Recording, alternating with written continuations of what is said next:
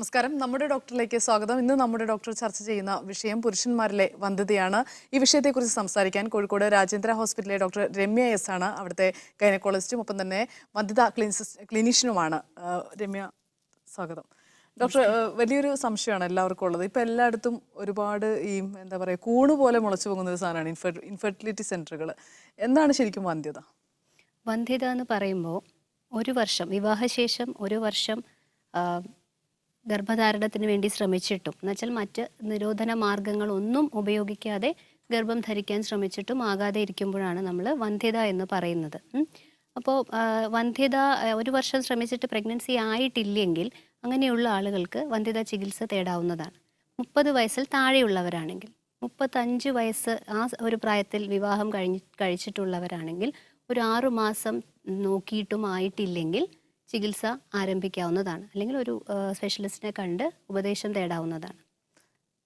Doctor, പുരുഷന്മാരിലെ വന്ധ്യതയാണല്ലോ കൂടുതലും concentrate ചെയ്തിരിക്കുന്നത് തോന്നുന്നു. എന്താണ് ഈ പുരുഷന്മാരിലെ വന്ധ്യതയ്ക്ക് ഒരു കാരണം? വന്ധ്യതയുടെ കാരണം സത്യം പറഞ്ഞാൽ സ്ത്രീകളിലും പുരുഷന്മാരിലും ഇപ്പം ഒരുപോലെയാണ്. മുമ്പൊക്കെ നമ്മൾ സ്ത്രീകളുടെ വന്ധ്യതയാണ് കൂടുതലായിട്ട് കേൾക്കാറുള്ളതും ട്രീറ്റ്മെൻറ്റും ആ രീതിയിലാണ് മുന്നോട്ട് കൊണ്ടുപോകാറ്. പക്ഷേ ഇപ്പോൾ കണക്കുകൾ പറയുന്നത് ഇപ്പോൾ സ്ത്രീകൾ എത്ര കോൺട്രിബ്യൂട്ട് ചെയ്യുന്നു പുരുഷന്മാരും ഈക്വലി കോൺട്രിബ്യൂട്ട് ചെയ്യുന്നു. അതായത് 30% സ്ത്രീകൾ മാത്രമായിട്ടുള്ള കാരണങ്ങളാണ്, 30% തന്നെ പുരുഷന്മാർ മാത്രം കോൺട്രിബ്യൂട്ട് ചെയ്യുന്നതാണ്. ഏകദേശം ഒരു 20% രണ്ട് പേരും ഒരുമിച്ച് കോൺട്രിബ്യൂട്ട് ചെയ്യുന്നതാണ് ഇൻഫെർട്ടിലിറ്റിയിൽ. ബാക്കി വരുന്ന ഒരു 10-15% നമ്മൾ അൺഎക്സ്പ്ലെയിൻഡ് ഇൻഫെർട്ടിലിറ്റി എന്നാണ് പറയുന്നത്. അതായത് രണ്ടു പേരുടെയും കാരണങ്ങൾ പ്രത്യേകിച്ച് കണ്ടുപിടിക്കാനാവാത്തൊരു സാഹചര്യത്തിലാണ് നമ്മൾ അൺഎക്സ്പ്ലെയിൻഡ് ഇൻഫെർട്ടിലിറ്റി എന്ന് പറയുന്നത്. പുരുഷ വന്ധ്യത ഇപ്പോൾ നമ്മളുടെ ഇന്ത്യയിൽ തന്നെ നോക്കുകയാണെങ്കിൽ വന്ധ്യത ഇപ്പം നമ്മുടെ ജനറൽ പോപ്പുലേഷനിൽ 10-14% കപ്പിൾസിനെ എഫക്റ്റ് ചെയ്യുന്നു എന്നാണ് പറയുന്നത്. അതായത് 6 പേരിൽ ഒരാളെങ്കിലും ഈ ഒരു അവസ്ഥ അല്ലെങ്കിൽ അസുഖം എന്ന് തന്നെ പറയണം, അതിന് വേണ്ടിയിട്ട് ചികിത്സ തേടി വരുന്ന സാഹചര്യമാണ് കാണുന്നത്.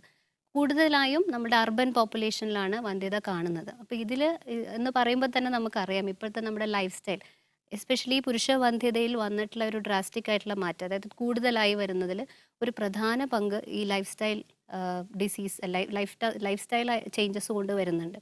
അതിൽ നമ്മളുടെ കൂടുതലായിട്ടുള്ള ഇരുന്നുള്ള ജോലികൾ, വ്യായാമത്തിൻ്റെ കുറവ്, കൃത്യമായ വ്യായാമത്തിൻ്റെ കുറവ്, ഭക്ഷണ രീതിയിൽ വന്നിട്ടുള്ള മാറ്റങ്ങൾ, ഫാറ്റി ഫുഡ് കൂടുതലായിട്ട് കഴിക്കുന്നത്, ക്രമം തെറ്റിയിട്ടുള്ള ആഹാരം, അതുപോലെ തന്നെ സെക്ഷുവൽ ഹാബിറ്റ്സിലുള്ള വന്ന മാറ്റങ്ങൾ, അതൊക്കെ പുരുഷ വന്ധ്യതയിൽ കാരണമായി വരുന്നുണ്ട്. ജെന്യുവനായിട്ടുള്ള, അതായത് ചെറുപ്പത്തിലേ വന്നിട്ടുള്ള അസുഖങ്ങൾ, അങ്ങനെ ഒരുപാട് കാരണങ്ങൾ ഉണ്ടെങ്കിൽ തന്നെ ഇപ്പോൾ വന്നിട്ടുള്ള പുതിയതായിട്ടുള്ള ഒരു മാറ്റം എന്ന് പറയുന്നത് ഈ ലൈഫ് സ്റ്റൈൽ ചേഞ്ചസ് ആണ്. നമ്മളുടെ ലൈഫ് സ്റ്റൈൽ ഡിസീസസ്, ഇപ്പോൾ ഡയബറ്റീസ്, ഹൈപ്പർ ടെൻഷൻ എന്നൊക്കെ പറയുന്നത് പോലെ തന്നെ ഇപ്പോൾ വന്ധ്യതയും ഒരുപാട് ലൈഫ് സ്റ്റൈൽ പ്രോബ്ലംസ് കൊണ്ട് വരുന്നതാണ്.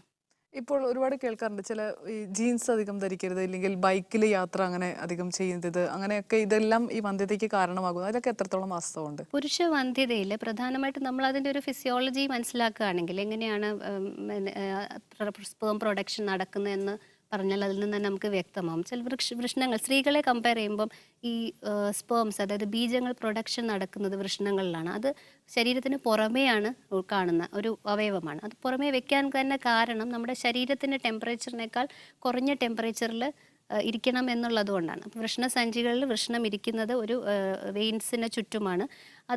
അതുപോലെ ഒരു മസിൽ മാസ് ഉണ്ട് അതിന് ചുറ്റും. അതിൻ്റെ കൺട്രാക്ഷൻ, റിലാക്സേഷൻ എന്നതൊക്കെ ഈ ചൂട് ക്രമീകരിക്കാൻ വേണ്ടിയിട്ടാണ്. അപ്പോൾ ചൂടുള്ള സാഹചര്യങ്ങളിൽ തുടർച്ചയായി ജോലി ചെയ്യുന്നവർ, അതുപോലെ തന്നെ ഇറുകിയ വസ്ത്രങ്ങൾ ധരിക്കുക, അപ്പം ആ ടെമ്പറേച്ചർ ലെവൽ കൂടുമ്പോൾ ഒരു 2 to 4 ഡിഗ്രി സെൽഷ്യസ് നമ്മളെ ഈ ശരീരത്തിൻ്റെ ചൂടിനേക്കാൾ കുറവാണ് വൃഷ്ണങ്ങൾ അവിടെ ഇരിക്കുമ്പോൾ ഉള്ളത്. അപ്പോൾ നമ്മൾ ഈ ചൂട് കൂടുന്ന സാഹചര്യങ്ങളിൽ ജോലി ചെയ്യുമ്പോൾ പ്രൊഡക്ഷൻ അതിനനുസരിച്ചിട്ട് കുറയും. അപ്പം അങ്ങനെയുള്ള സാഹചര്യങ്ങളിലുള്ളവർ കുറേയൊക്കെ അത് ഒഴിവാക്കാനായിട്ട് ശ്രമിക്കുക. ഡോക്ടർ, നമുക്കൊരു കോളറുണ്ട്. സീത ഡോക്ടറോട് ചോദിച്ചോളൂ.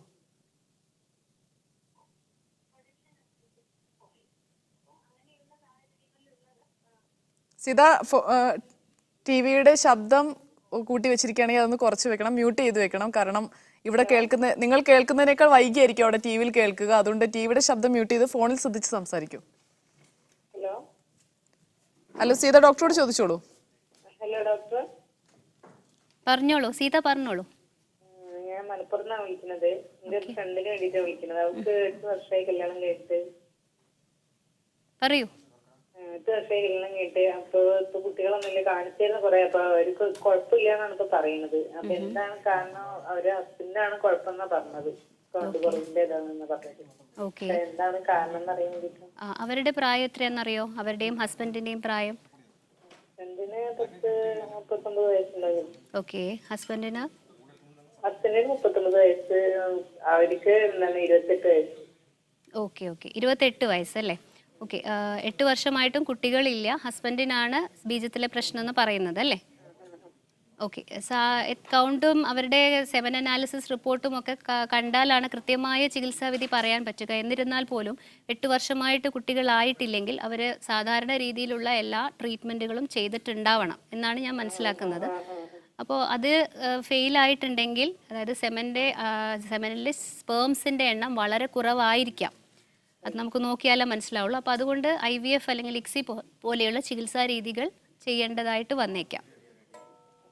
വളരെ നന്ദി സീത വിളിച്ചതിന്. ഡോക്ടർ, നേരത്തെ നമ്മൾ പറഞ്ഞതുപോലെ തന്നെ ഈ വൃഷ്ണം എന്ന് പറയുന്ന ഒരുപാട് വെയിൻസുമായി കവർ ചെയ്തിരിക്കുന്ന ഒരു സാധനം. ഈ ഞരമ്പിലുണ്ടാകുന്ന തടിപ്പ് ഈ വന്ധ്യതയ്ക്ക് എത്രത്തോളം കാരണം ഉണ്ടാകുന്നുണ്ട്? നമ്മൾ വാരിക്കോസീൽ എന്ന് പറയുന്ന ടെസ്റ്റിക്കുലർ വാരിക്കോസീൽ എന്ന് പറയുന്ന കണ്ടീഷൻ, അത് ഒരു പെർസെൻറ്റേജ് നമ്മുടെ നോർമൽ പോപ്പുലേഷനിൽ തന്നെ ഒരു 40% ആളുകളിലൊരു വാരിക്കോസീൽ എന്നുള്ളൊരു അവസ്ഥ കാണാറുണ്ട്. അതായത് ഇൻഫെർട്ടിലിറ്റി ഉള്ള പുരുഷന്മാരിൽ മാത്രമല്ല ഇത് കാണുന്നത്. പക്ഷേ ഈ വാരിക്കോസീൽ എന്നുള്ള അവസ്ഥ നമ്മൾ ഫിസിക്കൽ എക്സാമിനേഷനിൽ ക്ലിയറായിട്ട് നമുക്ക് അറിയാൻ സാധിക്കുന്നുണ്ടെങ്കിൽ മാത്രമേ അതുകൊണ്ടുള്ള ഒരു പ്രശ്നം വരുന്നുള്ളൂ. അതായത് നമ്മളിപ്പോൾ ഒരു സ്കാൻ ചെയ്തു, അതിലൊരു ചെറിയ എമൗണ്ട് വാരിക്കോസീൽ ഉണ്ട് എന്നുള്ളത് കൊണ്ട് നമ്മൾ സർജറി ചെയ്യാറില്ല.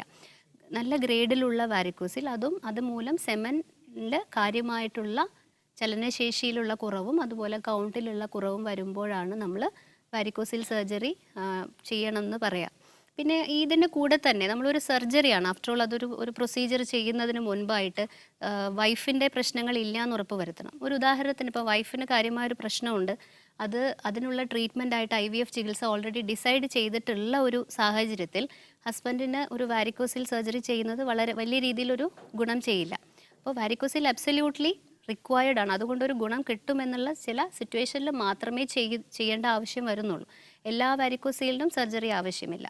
അത് ഈ ഞരമ്പ് തടിക്കുമ്പോൾ, അതായത് വൃഷങ്ങൾക്ക് ചുറ്റിനുമുള്ള ഈ ഒരു അബ്നോർമലായിട്ട് ഞരമ്പ് വികസിക്കുന്നതാണ്. അപ്പം വരുന്ന ടെമ്പറേച്ചർ കൂടുന്നത് മൂലം പ്രൊഡക്ഷനിലുള്ള കുറവ്, അതുപോലെ തന്നെ സ്പേംസിൻ്റെ ക്വാളിറ്റിയിലുള്ള വേരിയേഷൻസ് വരുന്നു.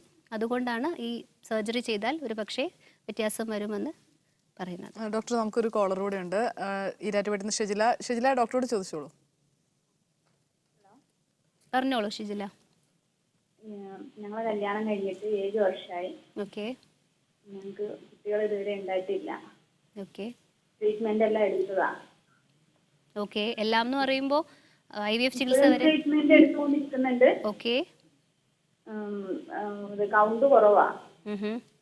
എന്തൊക്കെ ട്രീറ്റ്മെന്റ് ആണ് ചെയ്തിട്ടുള്ളത് ഷിജില? ട്രീറ്റ്മെന്റ് മെഡിസിൻ മാത്രമേ ഉള്ളൂ, അല്ല വേറെ IVF IUI അതൊന്നും ചെയ്തിട്ടില്ല. ഷിജിലയുടെ പ്രായം? എൻ്റെ 30. ഓക്കെ.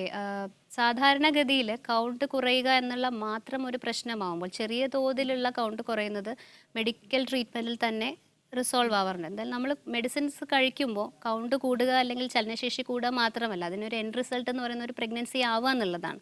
അപ്പോൾ ഗുളികകൾ ഒരുപാട് മാസങ്ങളോളം അല്ലെങ്കിൽ വർഷങ്ങളോളം കഴിക്കുക എന്നുള്ളത് ജസ്റ്റിഫൈഡ് ആയിട്ടുള്ള കാര്യമല്ല. അപ്പോൾ ഗുളിക കഴിച്ചു, അതിനുള്ള ട്രീറ്റ്മെൻറ്റ് എടുത്തു, ഒരു പർട്ടിക്കുലർ പീരീഡ് വരെ കഴിച്ചിട്ടായിട്ടില്ലെങ്കിൽ അടുത്ത ലെവൽ ഓഫ് ട്രീറ്റ്മെൻറ്റിലേക്ക് പോകണം.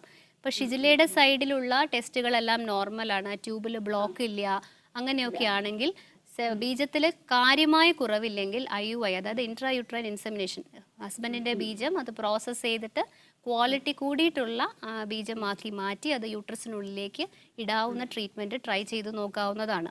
അപ്പോൾ അത് സാധാരണഗതിയിൽ നമ്മളൊരു 4 പ്രാവശ്യം അല്ലെങ്കിൽ 6 പ്രാവശ്യം വരെ ചെയ്യാം. അത് ഓരോ പ്രാവശ്യം ചെയ്യുമ്പോഴും ബീജത്തിൻ്റെ ക്വാളിറ്റി എങ്ങനെയാണെന്ന് ഇൻഡയറക്റ്റ്ലി നമുക്ക് മനസ്സിലാവും. അപ്പോൾ അതിനനുസരിച്ചിട്ട് അങ്ങനെ മുന്നോട്ട് പോകുന്നതായിരിക്കും നല്ലത്. ഓക്കെ സഹില, വളരെ നന്ദി വിളിച്ചതിന്. ഇപ്പോൾ തളിപ്പറമ്പെന്ന് ഒരു കോളർ കൂടെ ഉണ്ട്. മുബീന ഡോക്ടറോട് ചോദിച്ചോളൂ. മുബീന കേൾക്കാമെങ്കിൽ ഡോക്ടറോട് ചോദിച്ചോളൂ.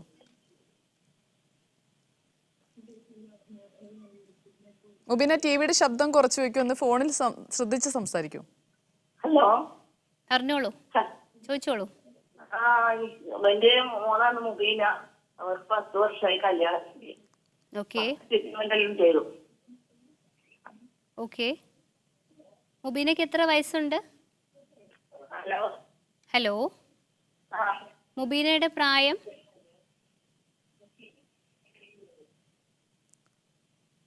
കോളർ കൊറേ ട്രീറ്റ്മെന്റ് ചെയ്തു. മുബീനാക്ക് ഇപ്പൊ 26 വയസ്സായി. 26 വയസ്സ് മുബീനാക്ക്. ഓക്കെ. ഹസ്ബൻഡ്? 26 വയസ്സ്. ഓക്കെ. എന്താണ് ചികിത്സയിൽ എന്താണ് പ്രശ്നം എന്ന് പറഞ്ഞിരുന്നോ?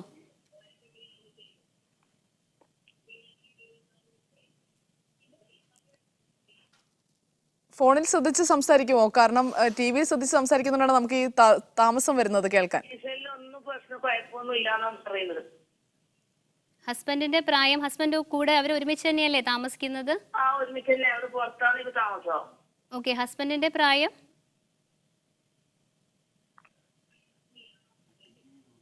ടി വി ശ്രദ്ധിച്ച് സംസാരിക്കുന്നതുകൊണ്ടാണ് ഒരു ബുദ്ധിമുട്ട്. നമുക്ക് ഞാൻ താമസിപ്പോ നമുക്കെന്തായാലും ഈ ഒരു കേസിൽ ഇങ്ങനൊരു സിറ്റുവേഷൻ വരുമ്പോൾ, അതായത് ഹസ്ബൻഡിനും വൈഫിനും ടെസ്റ്റുകൾ ചെയ്യുമ്പം പ്രത്യേകിച്ച് കുഴപ്പമൊന്നുമില്ല എന്ന് പറയുമ്പോൾ, വൈഫിൻ്റെ സൈഡിൽ നമ്മൾ അണ്ടം കറക്റ്റായിട്ട് അണ്ടവളർച്ച വരുന്നുണ്ട്, ഓവുലേഷൻ നടക്കുന്നു, അത് നമ്മൾ സ്കാനിങ്ങിലൂടെ കണ്ടുപിടിക്കുന്നു, അതുപോലെ തന്നെ ട്യൂബിൽ ബ്ലോക്ക് ഇല്ല എന്നുള്ള ഒന്നെങ്കിൽ എക്സ്റേ എടുത്ത് നോക്കിയിട്ട് അല്ലെങ്കിൽ ലാപ്രോസ്കോപ്പി ഹിസ്റ്റോസ്കോപ്പി ടെസ്റ്റുകളിലൂടെ ട്യൂബിൽ ബ്ലോക്ക് ഇല്ല എന്നൊക്കെ കണ്ടുപിടിച്ചതിന് ശേഷം, അപ്പം ഈ ഒരു സമയമാകുമ്പോഴത്തേക്കും അത്യാവശ്യം കുറേ ട്രീറ്റ്മെൻറ്റുകൾ നടന്നിട്ടുണ്ടാവും, കൗണ്ട് നോർമലാണ്. അപ്പം ഈ ഒരു ചികിത്സ, ഈ ഒരു ഘട്ടം കഴിയുമ്പോഴാണ് നമ്മൾ സാധാരണഗതിയിൽ ഇൻട്രായൂട്രൈൻ ഇൻസെമിനേഷൻ എന്നുള്ള, ഞാൻ മുമ്പേ പറഞ്ഞിട്ടുണ്ടായിരുന്നു, സെമൻ പ്രോസസ്സ് ചെയ്തിട്ട് അതിൻ്റെ ക്വാളിറ്റി കുറച്ചുകൂടെ ഇമ്പ്രൂവ് ചെയ്യുക, ചലനശേഷി ഇമ്പ്രൂവ് ചെയ്തിട്ട് യൂട്രസിനുള്ളിൽ ഇട്ട് കൊടുക്കുന്ന ട്രീറ്റ്മെൻറ്റ്. അപ്പോൾ ഇതിൽ നമ്മൾ സ്വാഭാവികമായിട്ട് തന്നെയാണ് അവർ ഗർഭം ധരിക്കുന്നത്. യൂട്രസിൽ ഇടുന്നത് കൊണ്ട്, അതും ക്വാളിറ്റിയുള്ള സ്പേംസ് ഇടുന്നത് കൊണ്ട് അണ്ടവുമായിട്ട് മീറ്റ് ചെയ്യാനുള്ള ഒരു എക്സ്പോഷർ, അല്ലെങ്കിൽ എൻവയൺമെൻറ്റ് നമ്മൾ ബെറ്റർ ആക്കുന്നു. സോ ഒരു 10 to 15% നാച്ചുറലായി നോക്കുന്ന അതിനേക്കാളും 10 to 15% ഇതിനൊരു സക്സസ് റേറ്റ് ഉണ്ട്. IUI ചെയ്യുമ്പോഴും നമ്മൾ ഒരുപാട് പ്രാവശ്യം IUI ചെയ്യേണ്ട അത് നല്ലൊരു ട്രീറ്റ്മെൻറ്റ് രീതിയല്ല. നമ്മളൊരു 4 to 6 times ആണ് സാധാരണഗതിയിൽ ചെയ്യുക. കാരണം അതിലായിട്ടില്ലെങ്കിൽ ദർ ഇസ് സം റീസൺ. നമ്മൾ IUI ഫെയിൽ ആവുന്നുണ്ടെങ്കിൽ അതിൻ്റെ നെക്സ്റ്റ് സ്റ്റെപ്പ് എന്താണെന്ന് വെച്ചാൽ അടുത്തൊരു ട്രീറ്റ്മെൻറ്റ് കുറിച്ച് ആലോചിക്കണം. കാരണം അണ്ടം നമ്മൾ ഓവുലേഷന് ഉറപ്പിക്കുന്നു, ബീജം എത്തുന്നു, കറക്റ്റായിട്ടൊന്ന് കൺഫേം ചെയ്യുന്നു, പക്ഷെ അത് യോജിക്കാൻ പറ്റുന്നില്ലാത്തൊരു സാഹചര്യം, അണ്ടവും ബീജവും യോജിക്കുന്നുണ്ടോ എന്ന് കണ്ടുപിടിക്കാനുള്ള ടെസ്റ്റുകളൊന്നും ഇപ്പോൾ നിലവിലില്ല.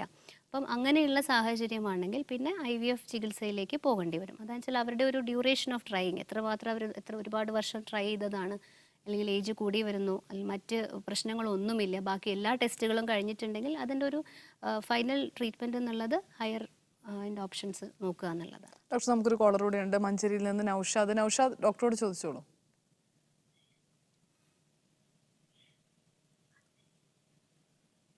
നൗഷാദ്, ഫോണിൽ ശ്രദ്ധിച്ച് സംസാരിക്കൂ, ഡോക്ടറോട് ചോദിക്കാം. ആ കോളർ കട്ടായിട്ടുണ്ട്. ഡോക്ടർ, ഈ IVF പോലുള്ള നൂതനമായ ചികിത്സാ രീതി, അതിലേക്കൊക്കെ കടക്കേണ്ട ഒരു കാലഘട്ടം എങ്ങനെയാണ്? അതിന് പ്രത്യേക ഒരു ഇത്ര നാൾ സാധാരണ ഇപ്പോൾ മരുന്നുകൾ, നേരത്തെ ഒരു കോളർ വിളിച്ച മരുന്നുകൾ മാത്രമാണ് കഴിക്കുന്നത് എന്ന് പറഞ്ഞു. ഏതൊരു ഘട്ടത്തിലെത്തുമ്പോഴാണ് ഈ IVF പോലുള്ള ചികിത്സാ രീതിയിലേക്ക് നമുക്ക് പരീക്ഷിക്കാവുന്നത്? അത് നമ്മളുടെ ഈ വന്ധ്യത ഉള്ളവരുടെ ഏജും കാരണത്തെയുമാണ് ഡിപ്പെൻഡ് ചെയ്യുന്നത്. നമ്മളെപ്പോൾ ഏത് സ്റ്റേജിൽ IVF ചികിത്സ അവലംബിക്കണം എന്നുള്ളത്. ഒരു ഉദാഹരണത്തിന് ഇപ്പം നമ്മൾ ഒരു വർഷമായി ട്രൈ ചെയ്യുന്ന ദമ്പതിമാർ വന്നു, അവരുടെ പ്രാഥമിക ചികിത്സയിൽ തന്നെ നമുക്ക് തോന്നുകയാണ് ട്യൂബൽ ബ്ലോക്ക് ഒരു പോസിബിലിറ്റിയാണ്. അപ്പോൾ നമ്മൾ ലാപ്രോസ്കോപ്പി അല്ലെങ്കിൽ ലാപ്രോ ഹിസ്റ്റോസ്കോപ്പി ചെയ്തു, ട്യൂബൽ ബ്ലോക്കാണത് റിമൂവ് ചെയ്യാൻ പറ്റാത്ത രീതിയിലുള്ള ഒരു റിപ്പയർ ചെയ്യാൻ പറ്റാത്ത പ്രൊസീജിയർ, ഒരു ഇതാണെങ്കിൽ ഡയറക്റ്റ്ലി അവർക്ക് IVF സജസ്റ്റ് ചെയ്തേ പറ്റുള്ളൂ. കാരണം നാച്ചുറലായിട്ട് ഒരു ഫെർട്ടിലൈസേഷൻ നടക്കാത്ത സാഹചര്യമാണ്. അതുപോലെ തന്നെ അസൂസ്പെർമിയെക്കുറിച്ച് പറയുകയാണെങ്കിൽ, നമ്മൾ പണ്ടൊക്കെ ബീജം തീരെ ഇല്ലാതിരുന്ന ഒരു ഇല്ലാത്ത ആളുകളിൽ ട്രീറ്റ്മെൻ്റ് ഒന്നും ഉണ്ടായിരുന്നില്ല. പക്ഷേ ഇപ്പോൾ അതിൽ മാറ്റം വന്നിട്ടുണ്ട്. അതായത് ബീജഗ്രന്ഥിയിൽ നിന്ന് ബീജം കുത്തിയെടുത്തിട്ട് സ്പേംസ് ഉണ്ടെങ്കിൽ അത് വെച്ചിട്ടുള്ള സ്വന്തമായ ഒരു കുട്ടിയെ ഉണ്ടാക്കാവുന്ന ഒരു ട്രീറ്റ്മെൻറ്റാണത്. അപ്പം ഈ അസൂസ്പെർമിയ കേസസ് നമ്മൾ ഡയഗ്നോസ് ചെയ്ത് കഴിഞ്ഞാൽ സെമൻ അനാലിസിസിൽ ടെസ്റ്റ് ചെയ്ത് ബീജമില്ല എന്ന് 2-3 പ്രാവശ്യം ടെസ്റ്റ് ചെയ്ത് ഇല്ല എന്ന് ഉറപ്പുവരുത്തുന്നു. അതിനുള്ള ഹോർമോൺ ടെസ്റ്റുകൾ ചെയ്യുന്നു. സോ കൺഫേം ചെയ്ത അസൂസ്പെർമിയകളിൽ ഡയറക്റ്റ്ലി IVF ചെയ്യാമെന്നല്ലാതെ വേറൊരു ഓപ്ഷൻ ഇല്ല. അല്ലാത്ത കേസുകൾ, അതായത് ചെറിയ ചെറിയ പ്രശ്നങ്ങൾ, നമുക്ക് പരിഹരിക്കാൻ പറ്റുന്നു. ഇപ്പോൾ സ്ത്രീയുടെ ഫാക്ടേഴ്സ് ആയാലും കുറേയേറെ കറക്റ്റ് ചെയ്യാം. ഇൻഫാക്ട് സ്ത്രീകളുടെ പ്രോബ്ലംസ് ആണ് എനിക്ക് തോന്നുന്നു കുറേ നമുക്ക് കറക്റ്റ് ചെയ്യാവുന്നത്. പുരുഷന്മാരിൽ ഏകദേശം ഒരു 50% റീസൺസ് നമുക്ക് അറിയുന്നില്ല കറക്റ്റ് ചെയ്യാൻ. നമ്മൾ മെഡിക്കേഷൻസ് കൊടുക്കുന്നു, അതായിട്ടില്ലെങ്കിൽ IUI നോക്കുന്നു, അതിനുശേഷം IVF നോക്കുന്നു, അങ്ങനെയാണ് പോവാം. സ്ത്രീകളിൽ കുറേ നമുക്ക് മാറ്റങ്ങൾ കറക്റ്റ് ചെയ്യാം. എന്നിട്ടും ആയിട്ടില്ലെങ്കിൽ സോ ഇറ്റ് ഇസ് ലൈക്ക് ഒരു സ്റ്റെപ്പ് ബൈ സ്റ്റെപ്പ് പ്രൊസീജിയറിൽ അവസാനത്തെ ഒരു ഇതായിട്ടാണ്. അപ്പോൾ ആ ഒരു മിക്കവാറും എങ്ങനെയാ വെച്ചാൽ നമ്മൾ IVF പറയുമ്പോഴത്തേക്കും അവർ ഒന്ന് ബാക്കോട്ട് വരും. എന്ന് വെച്ചാൽ IVF ഒരു വലിയ ചികിത്സ ചിലവ് കൂടിയ ചികിത്സയാണെന്നുള്ളതുകൊണ്ട് പിന്നെ അവരൊരു സെക്കൻഡ് ഒപ്പീനിയൻ അല്ലെങ്കിൽ തേർഡ് ഒപ്പീനിയൻ അപ്പോഴത്തേക്കും കുറേ എന്താ പറയുക പ്രായം കൂടുക അല്ലെങ്കിൽ അപ്പോൾ അതുകൊണ്ട് നമുക്കൊരു കട്ട് ഓഫ് ഇന്ന സമയത്ത് IVF ചെയ്യുക എന്നുള്ളതല്ല, ഏജും അതുപോലെ കാരണങ്ങളെയും ഡിപ്പെൻഡ് ചെയ്യും. എന്തായാലും ഡോക്ടർ, നമുക്ക് കൂടുതൽ സംശയങ്ങളുണ്ട്, കൂടുതൽ കോളേഴ്സ് വെയിറ്റ് ചെയ്യുന്നുണ്ട്, എല്ലാം വരാം ഇടവേളയ്ക്ക് ശേഷം. നമ്മുടെ ഡോക്ടറിലേക്ക് വീണ്ടും സ്വാഗതം. ഡോക്ടർ, ഈ പുരുഷന്മാരിലെ വന്ധ്യത ചികിത്സ ഏറ്റവും ഉപയോഗിക്കാവുന്ന ചികിത്സാ രീതികൾ ഏതൊക്കെയാണ്? ചികിത്സാ രീതികൾ പറയുന്നതിന് മുമ്പായി നമ്മൾ പ്രധാനമായി ചെയ്യുന്ന ടെസ്റ്റുകളെ കുറിച്ച് പറയാം. അതായത് വന്ധ്യതയുള്ള ദമ്പതിമാർ വരുമ്പോൾ ഏറ്റവും എളുപ്പത്തിൽ ചെയ്യാവുന്ന ഒരു കാര്യമാണ് സെമൻ അനാലിസിസ്. അപ്പോൾ നമ്മൾ അവരുടെ ഹിസ്റ്ററിയും അവരുടെ മറ്റ് കാര്യങ്ങളൊക്കെ ചോദിച്ചറിഞ്ഞതിന് ശേഷം രണ്ടുപേരുടെയും ഒരു ഫിസിക്കൽ എക്സാമിനേഷൻ ചെയ്യണം. അപ്പം പുരുഷന്മാരിലെ നമ്മൾ വളരെ ഈസി ആയിട്ട് മനസ്സിലാക്കാം വൃഷ്ണങ്ങളുടെ സൈസ്, അതിൻ്റെ പൊസിഷൻ. അത് ചില ആളുകൾക്ക് വൃഷ്ണങ്ങൾ ശരിയായ രീതിയിൽ വൃഷ്ണസഞ്ചിയിലേക്ക് ഇറങ്ങിയിട്ടുണ്ടാവാത്ത കണ്ടീഷൻസ് ഉണ്ടാവും. ഞരമ്പ് തടിപ്പ് നമ്മൾ മുമ്പേ പറഞ്ഞതുപോലെ അത്. പിന്നെ ബീജം പുറത്തേക്ക് വരാൻ, അതായത് വൃഷ്ണങ്ങളിൽ പ്രൊഡ്യൂസ് ചെയ്തിട്ടുള്ള ബീജം പുറത്തേക്ക് വരാൻ ഉള്ള ഒരു ചാനൽ, ഒരു വാസ് ഡെഫറൻസ് എന്ന് പറഞ്ഞിട്ടുള്ള ഒരു ട്യൂബുണ്ട്. അതിൻ്റെ ആബ്സെൻസ്, ചിലരിൽ അത് ജന്മന ആബ്സെൻ്റ് ആയിരിക്കും. അങ്ങനെയുള്ള സിറ്റുവേഷൻസ് നമ്മൾ സിമ്പിളായിട്ടുള്ള എക്സാമിനേഷൻ നമുക്ക് കണ്ടുപിടിക്കാൻ പറ്റും. അതിന് ശേഷം നമ്മൾ അവർക്ക് സെമൻ അനാലിസിസ് അഡ്വൈസ് ചെയ്യുന്നു. സെമൻ അനാലിസിസ് വളരെ സിമ്പിളായിട്ടുള്ള ടെസ്റ്റ് ആണെങ്കിൽ പോലും വളരെ ടെക്നിക്കലി ഡിമാൻഡിങ് ആയിട്ടുള്ളൊരു ഇതാണ്. അതായത് നല്ല സ്കിൽഡ് ആയിട്ടുള്ള ഒരു ടെക്നീഷ്യൻ ആയിരിക്കണം അത് ചെയ്യേണ്ടത്. ഒരുപാട് ലാബുകളിൽ ചെയ്യുന്നുണ്ട്. അത് സെമൻ കളക്ട് ചെയ്യുന്നത് മുതൽ അത് കൊടുത്ത് അനലൈസ് ചെയ്യുന്നത് വരെ പ്രത്യേകം ശ്രദ്ധിക്കേണ്ടതാണ്. അപ്പം നമ്മളത് അഡ്വൈസ് ചെയ്യുമ്പോൾ തന്നെ നമ്മളതിനൊരു കൗൺസിലിംഗ് കൊടുക്കണം. അതായത് നമ്മൾ കൊടുക്കുന്നതിന് മുമ്പായിട്ട് ഒരു 2-3 ദിവസത്തെ ഒരു ആബ്സ്റ്റിനൻസ് പീരീഡ്, അതായത് സെക്ഷൽ കോൺടാക്റ്റ് ഇല്ലാതെ ഒരു 2-3 ഡേയ്സ് ഗ്യാപ്പ്, അതൊരു മാക്സിമം 5 ഡേയ്സ് വരെ ആവാം. അതിനപ്പുറം പോയാൽ ഇതിൻ്റെ അനാലിസിസിൽ വേരിയേഷൻസ് വരാം. കൊടുക്കുമ്പോൾ തന്നെ നമ്മൾ പറയും ഒരു ഫീവർ അല്ലെങ്കിൽ മാനസികമായോ ശാരീരികമായിട്ടോ ഒരു ഹാപ്പി മൂഡ് അല്ലെങ്കിൽ കൊടുക്കാതിരിക്കുന്ന വെച്ചാൽ നിർബന്ധിച്ച് കൊടുക്കേണ്ട ഒരു ആവശ്യമില്ല. നമുക്ക് സമയം പോലെ കൊടുത്താൽ മതി. And he should be perfectly okay, comfortable ആയിരിക്കും. എന്ന് വെച്ചാൽ ലാബ് ചില സ്ഥലങ്ങളിൽ കൊടുക്കുന്ന ഒരു സാഹചര്യം നല്ലതായിരിക്കില്ല. അപ്പോൾ പെർഫെക്റ്റ് ആയിട്ടുള്ള ഒരു കണ്ടീഷനിൽ വേണം കളക്ട് ചെയ്ത് കൊടുക്കാൻ. അത് കളക്ട് ചെയ്യുന്നതിന് മുമ്പായിട്ട് ക്ലീനായിട്ട് വേണം ചെയ്യാൻ. ഇപ്പോൾ സോപ്പ് ഉപയോഗിച്ച് കഴുകുക, ഡ്രൈ ആക്കിയിട്ടാണ് സെമൻ അതിനായിട്ടുള്ള കണ്ടെയ്നേഴ്സിൽ വേണം എടുത്തു കൊടുക്കാൻ. ഇത് വൺസ് കളക്ട് ചെയ്ത് കഴിഞ്ഞാൽ ഒരു ഹാഫ് ആൻ അവറിന് ശേഷം അത് അനലൈസ് ചെയ്യും. അപ്പോൾ ഇത് കളക്ട് ചെയ്യുന്നതിൽ വരെ ശ്രദ്ധിക്കേണ്ടതാണ്. അതായത് ഫസ്റ്റ് പോർഷൻ നമ്മൾ കളക്ട് ചെയ്ത് കണ്ടെയ്നറിൽ കളക്ട് ചെയ്യുമ്പോൾ ഒരു ഫസ്റ്റ് പോർഷൻ സപ്പോസ് മിസ്സായി പോയത്, ചിലപ്പോൾ ആങ്സൈറ്റി ഉണ്ടാവും കളക്ട് ചെയ്യുന്ന സമയത്ത്, പുറത്ത് പോയി എന്ന് വിചാരിക്കുക കുറച്ച് ഭാഗം. ആ ഭാഗമാണ് സത്യം പറഞ്ഞാൽ ഏറ്റവും സ്പേം റിച്ച് ആയിട്ടുള്ളത്. അപ്പോൾ അത് നഷ്ടപ്പെട്ടാൽ നമ്മൾ അനാലിസിസിൽ വരിക കൗണ്ട് മോട്ടിലിറ്റി ഒക്കെ കുറവാണെന്നായിരിക്കും. അപ്പോൾ അതുകൊണ്ട് തന്നെ നമ്മൾ പ്രോപ്പറായി കൗൺസിൽ ചെയ്തിട്ട് വേണം സെമൻ അനാലിസിസ് ചെയ്യാൻ. ഇപ്പോൾ സെമൻ അനാലിസിസ് ചെയ്യുമ്പോൾ അതിൽ പ്രധാനമായിട്ടും നോക്കുന്നത് pH നോക്കുക, അതിൽ സ്പേംസിൻ്റെ നമ്പർ കൗണ്ട് എന്ന് പറയുന്നത്, അതുപോലെ ചലനശേഷി. പിന്നെ വരുന്നതാണ് മോർഫോളജി. മോർഫോളജി വെച്ചാൽ ഓരോ ബീജത്തിൻ്റെയും സ്ട്രക്ചറൽ ആയിട്ടുള്ള ഡിഫക്ട്സ് ഉണ്ടോ എന്നറിയുന്നത്. ഇതെല്ലാം ഡീറ്റെയിൽ ആയിട്ട് നോക്കണം. അപ്പോൾ നമ്മളുടെ ഇപ്പോഴത്തെ സ്റ്റാൻഡേർഡ് പ്രകാരം വേൾഡ് വൈഡ് നമ്മൾ ഫോളോ ചെയ്യുന്നത് വേൾഡ് ഹെൽത്ത് ഓർഗനൈസേഷൻ്റെ ഒരു സ്റ്റാൻഡേർഡ് ഒരു ക്രൈറ്റീരിയ ഉണ്ട്. അതായത് നമ്മൾ എല്ലാ ടെസ്റ്റുകളും ചെയ്യുമ്പോൾ ഒരു നോർമൽ ലെവൽ പറയുന്ന പോലെ ബീജത്തിൻ്റെ കൗണ്ട് നോക്കുമ്പോൾ ഒരു 15 മില്യൺ ആണ് കുറഞ്ഞ കോൺസെൻട്രേഷൻ. ഒരു ml അറ്റ്ലീസ്റ്റ് 15 മില്യൺ സ്പേംസ് ഉണ്ടായിരിക്കണം. ചലനശേഷിയാണെങ്കിൽ 40% ടോട്ടൽ മോട്ടിലിറ്റി. അപ്പോൾ ഈ ടോട്ടൽ മോട്ടിലിറ്റി എന്ന് പറയുമ്പോൾ നല്ല റാപ്പിഡായിട്ടുള്ള ചലനശേഷിയുള്ള സ്പേംസ് ഉണ്ടാവും, സ്ലഗിഷ് മോട്ടിലിറ്റി കുറഞ്ഞിട്ടുള്ള സ്പേംസ്. അറ്റ്ലീസ്റ്റ് ഒരു 40% സ്പേം ഷുഡ് ബി മോട്ടൈൽ. പിന്നെ മോർഫോളജി, അതിൻ്റെ ഘടനയും കാര്യങ്ങളും ഇത്ര % വേണമെന്നുള്ള അനുശാസിക്കുന്നുണ്ട്. അപ്പോൾ ഈ കട്ട് ഓഫ് വെച്ചിട്ട് നമ്മൾ ആ പേഷ്യൻറ്റിന് എത്രമാത്രമാണെന്നുള്ള ഒരു റിപ്പോർട്ട് കൊടുക്കുന്നു. സാധാരണഗതിയിൽ നോർമൽ റിപ്പോർട്ട് അബ്സല്യൂട്ട്ലി പെർഫെക്റ്റ് ആയിട്ടുള്ള സാമ്പിൾ ആണെങ്കിൽ നമുക്ക് പിന്നെ ഒരു റിപ്പീറ്റ് ചെയ്യേണ്ട ആവശ്യമില്ല. ഇറ്റ് ഈസ് ഗുഡ് എന്നാണെങ്കിൽ പിന്നെ നമ്മൾ റിപ്പീറ്റ് ചെയ്യേണ്ട ആവശ്യം വരുന്നില്ല. എന്നാൽ കുറവുള്ള ഒരു റിപ്പോർട്ടാണെങ്കിൽ അല്ലെങ്കിൽ ചലനശേഷിയിൽ കുറവുണ്ടെങ്കിൽ നമ്മൾക്ക് ഒന്നോ രണ്ടോ പ്രാവശ്യം ചെയ്ത് നോക്കുക, റിപ്പീറ്റ് ചെയ്ത് നോക്കുന്നത് തെറ്റില്ല. കാരണം ചിലപ്പം ആ ഒരു സാഹചര്യം ഞാൻ പറഞ്ഞ പോലെ എന്തെങ്കിലും തരത്തിലുള്ള ഒരു ആങ്സൈറ്റിയോ ബുദ്ധിമുട്ടോ കൊണ്ട് കളക്ട് ചെയ്യുന്നതിൽ എന്തെങ്കിലും പ്രശ്നം ഉണ്ടായിട്ടുണ്ടെങ്കിൽ it's better V repeat. And എപ്പോഴും നോർമൽ ആണെങ്കിൽ പിന്നെ ഒരു സമാധാനമാണല്ലോ. അപ്പോൾ അങ്ങനെയാണ് സെമൻ അനാലിസിസിൻ്റെ ചെയ്യുന്നത്. ഡോക്ടർ, നമുക്ക് ഒരു കോളർ കൂടെ ഉണ്ട്, ഫസ്ന മാവൂരിന്ന്. ഫസ്ന ഡോക്ടറോട് ചോദിച്ചോളൂ. Hello madam. യെസ്, പറഞ്ഞോളൂ ഫസ്റ്റ്. ഓക്കെ, എന്റെ മാരേജ് കഴിഞ്ഞിട്ട് 7 വർഷമായി. ഓക്കെ. പിന്നെ 3 വർഷത്തിന് ശേഷമാണ് ഒരു ബേബി ആയത്. അപ്പോ അന്ന് തന്നെ ഈ സിസ്റ്റത്തിന്റെ പ്രശ്നം റിമൂവ് ചെയ്ത് കളഞ്ഞതാണ്, ഓപ്പറേഷൻ ഒക്കെ ചെയ്ത് കഴിഞ്ഞതാണ്. ഓക്കെ. അപ്പൊ ഇനി നെക്സ്റ്റ് ബേബി ആവാൻ വേണ്ടിയിട്ടും ട്രൈ ചെയ്യുന്നത്. പക്ഷെ ഇപ്പൊ 2ാമത്തെ സിസ്റ്റർ വന്ന് കാണിച്ചപ്പോ ഡോക്ടറെ കാണിച്ചപ്പോ പറഞ്ഞത് അതിന് ടാബ്ലറ്റ് കഴിച്ചാൽ മതിയോ അല്ലെങ്കിൽ വീണ്ടും സർജറി ചെയ്യണമെന്നുള്ള. ഫസ്റ്റൊക്കെയാണോ സിസ്റ്റ് ഉണ്ട് എന്ന് പറഞ്ഞിട്ടുണ്ടായിരുന്നേ അല്ലേ? എൻഡോമെട്രിയോട്ടിക് സിസ്റ്റ് എന്നാണോ പറഞ്ഞിരുന്നത്? എങ്ങനെയുള്ള സിസ്റ്റ് ആണ് എന്നുള്ളത്, അതായത് ആ സിസ്റ്റ് മൂലം ഒട്ടിപ്പിടുത്തങ്ങൾ ഉണ്ടാവുക അങ്ങനെയൊക്കെ ഉണ്ടായിരുന്നോ കഴിഞ്ഞ പ്രാവശ്യം സർജറി ചെയ്തപ്പോ? അത് 2 സൈഡിലും റിമൂവ് ചെയ്ത് കളഞ്ഞിട്ടുണ്ട്. സിസ്റ്റ് റിമൂവ് ചെയ്തിട്ടുണ്ട് അല്ലേ? ലാപ്രോസ്കോപ്പി വഴിയാണോ അത് ഓപ്പൺ സർജറി ആയിരുന്നോ ചെയ്തത്? ലാപ്രോസ്കോപ്പി വഴിയാ ചെയ്തത്. ഓക്കെ. ഈ ഇൻഫെർട്ടിലിറ്റി ചികിത്സയുടെ ഭാഗമായിട്ടായിരിക്കും ഇത് ചെയ്തിട്ടുണ്ടാവും അല്ലേ? അതെ അതെ. ഓക്കെ. ഈ എൻഡോമെട്രോസിസ് എന്നുള്ളൊരു കണ്ടീഷനാണ് മിക്കവാറും ഫസ്ന ഉദ്ദേശിക്കുന്നത്. അപ്പം ആദ്യത്തെ ഒരു ബേബി ആയതിനു ശേഷം ഇപ്പോൾ 3 വർഷം കഴിഞ്ഞിട്ടുണ്ട്, അടുത്ത കുട്ടിയാവാൻ എന്തായാലും ശ്രമിക്കുക.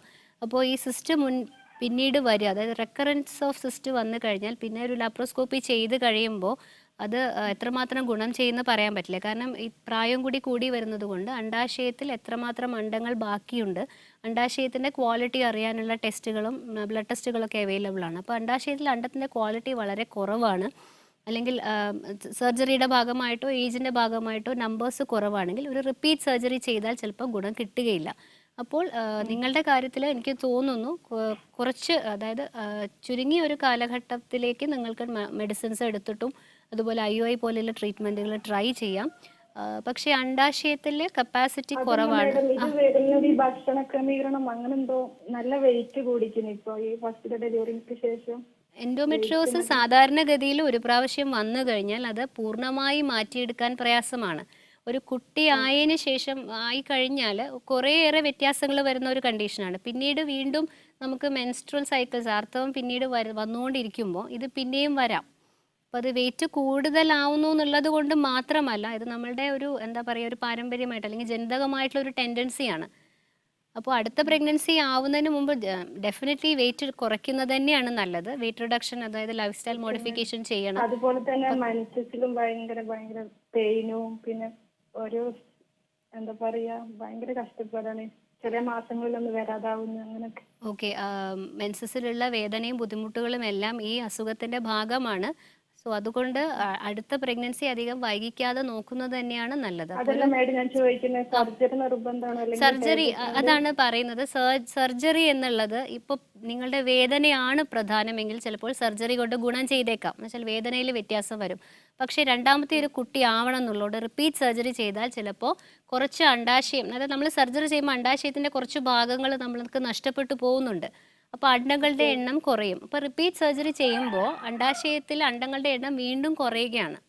അപ്പോൾ അതുകൊണ്ട് റിപ്പീറ്റ് സർജറി ചെയ്യണോ വേണ്ടയോ എന്നുള്ളത് ഒരു സ്പെഷ്യലിസ്റ്റിനെ കണ്ടിട്ടേ തീരുമാനിക്കാവൂ. പെട്ടെന്ന് ഒരു സർജറി ചെയ്യുന്നത് ചിലപ്പോൾ ഗുണം ചെയ്തില്ല എന്ന് വരും.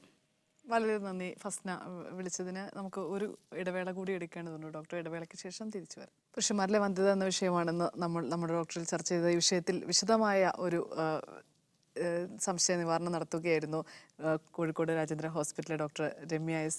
ഡോക്ടർ, വളരെയധികം നന്ദി ഇത്രയും വിലപ്പെട്ട സമയം ഞങ്ങൾക്ക് വേണ്ടി ചെലവഴിച്ചതിന്. Thank you. മറ്റൊരു വിഷയവുമായി വീണ്ടും നാളെ കാണാം. നമസ്കാരം.